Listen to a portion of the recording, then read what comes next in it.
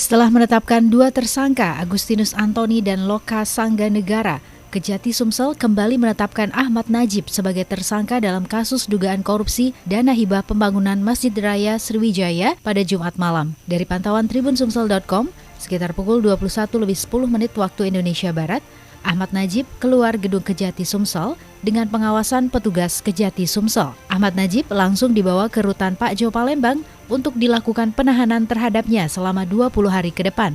Saat ditanya oleh awak media, Ahmad Najib hanya menjawab seadanya.